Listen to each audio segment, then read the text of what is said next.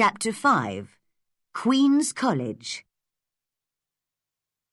One day, Marilla said, "Anne, your new teacher, Miss Stacy, spoke to me yesterday.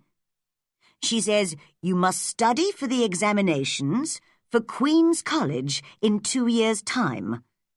Then if you do well, you can study at Queen's in Charlottetown for a year, and after that, you'll be a teacher." "Oh, Marilla, I'd love to be a teacher. But won't it be very expensive?" "That doesn't matter, Anne. When Matthew and I adopted you 3 years ago, we decided to look after you as well as we could. Of course we'll pay for you to study." So in the afternoons, Anne and some of her friends stayed late at school, and Miss Stacy helped them with the special examination work.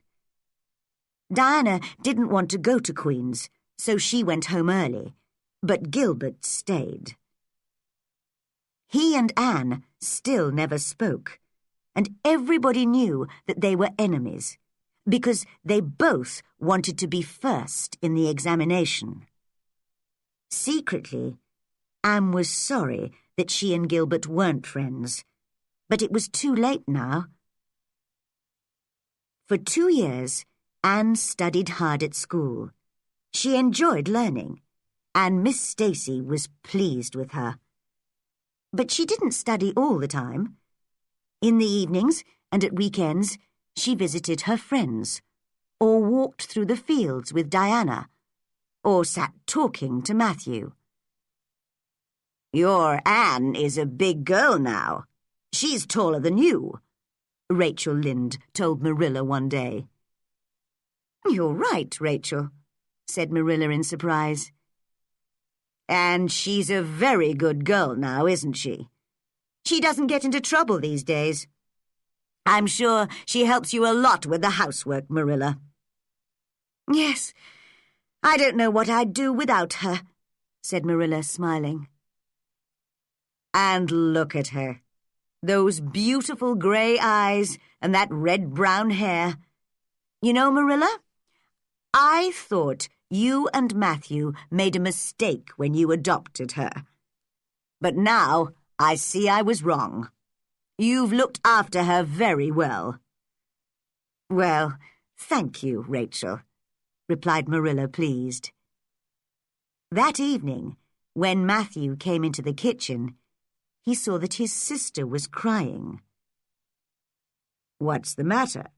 he asked, surprised.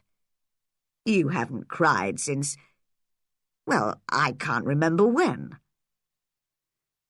"It's just, well, I was thinking about Anne," said Marilla. I'll miss her when she goes away." "When she goes to Queen's, you mean?" "Yes, but she can come home at weekends on the train." "I'll still miss her," said Marilla sadly. In June, the Avonlea boys and girls had to go to Charlottetown to take their examinations. "Oh, I do hope that I've done well," Anne told Diana when she arrived back at Green Gables. "The examinations were very difficult, and I've got to wait for 3 weeks before I know. 3 weeks! I'll die!" Anne wanted to do better than Gilbert, but she also wanted to do well for Matthew and Marilla. That was very important to her. Diana was the first to hear the news. She ran into the kitchen at Green Gables and shouted, "Look, Anne! It's in Father's newspaper! You're first, with Gilbert! Out of all the students on the island! Oh, how wonderful!" Anne took the paper with shaking hands and saw her name at the top of the list of 200. She could not speak. "Well now, I knew it," said Matthew with a warm smile. "You've done well, I must say, Anne," said Marilla, who was secretly very pleased. For the next 3 weeks, Anne and Marilla were very busy. Anne needed new dresses to take to Charlottetown. The evening before she left, she put on one of her new dresses to show Matthew. Marilla watched the happy young face.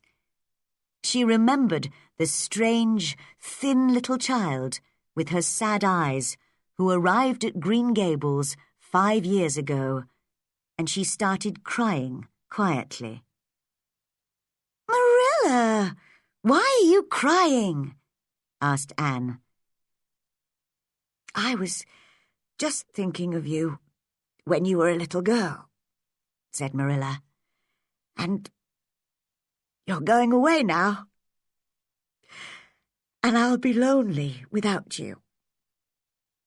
Anne took Marilla's face in her hands. "Marilla, nothing will change. Perhaps I'm bigger and older now, but I'll always be your little Anne, and I'll love you and Matthew and Green Gables more every day of my life." Marilla could not say what she felt, like Anne, but she could show it. She put her arms round her girl and held her close to her heart. And so for the next year, Anne lived in Charlottetown and went to college every day. She sometimes came home at weekends, but she had to study hard. Some of her Avonlea friends were at Queen's too, and also her enemy, Gilbert Blythe. Anne saw that he often walked and talked with other girls. She felt sure that she and Gilbert could have some interesting conversations, but she didn't want to be the first to speak to him, and he never looked at her. There were examinations at the end of the college year in May. Anne studied very hard for them. "I'd love to get the first place," she thought. "Or perhaps I could get the Avery Prize." This was a prize for the student who was best at English writing, and Anne knew she was good at that.